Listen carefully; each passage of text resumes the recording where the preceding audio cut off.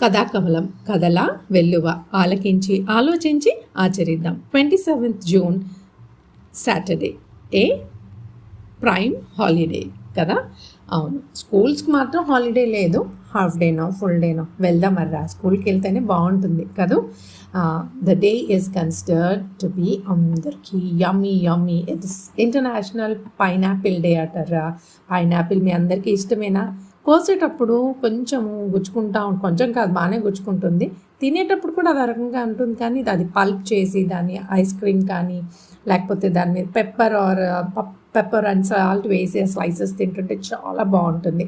And it's very healthy also. It's loaded with phosphorus, zinc, manganese, calcium and also with vitamin A, C and K. మరి ఎందుకు అందరూ pineapple తినేసేయండి, రోజుకొక piece 2 pieces అన్నా దొరికే కాలంలో తినేయాలి. మరి this is a season for pineapple కదా. అయినా పైనాపిల్ నేను అనుకోవడం ఈ రోజుల్లో ప్రతి సీజన్లో కనిపిస్తుంది. And yet another very important and inspiring day, it's Helen Keller's day.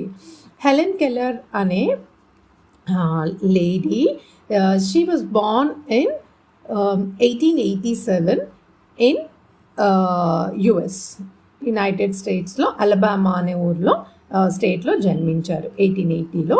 And June 1st, 1968లో ఆవిడ చనిపోయారు. జన్మించడం చనిపోవడం కాదు, ఏం చేశారు అనేది. She is inspiration for this moment too, because when she was 19 months old, she became deaf and blind because of a disease called meningitis. Meningitis is a disease which bacterial disease which attacks the brain layers. బ్రెయిన్లో ఎక్స్టర్నల్గా 3 layers ఉంటే ఆ లేయర్ని attack చేసి, ఇప్పుడైతే మనకి దానికి చాలా మెడికల్గా we can treat. But ఆ రోజుల్లో అవసరం ఆ మెడికల్ ఫెసిలిటీ లేక ఆవిడికి చూపు పైగా వినికిడి శక్తి పోయిందంట. మరి అప్పుడు వాళ్ళ అమ్మగారు వాళ్ళ నాన్నగారు ఏం చేశారంట, 1887 మార్చ్లో యాన్ సులివెన్ అనే టీచర్ని ఆవిడకి ఇంట్రడ్యూస్ చేశారంట. అంతే, ఆవిడ లైఫ్ మారిపోయిందంట ఆ టీచర్ వల్ల. ఆ టీచర్ చెప్పేది ఈవిడ చాలా చక్కగా నేర్చేసుకొని ఆవిడలోని లైక్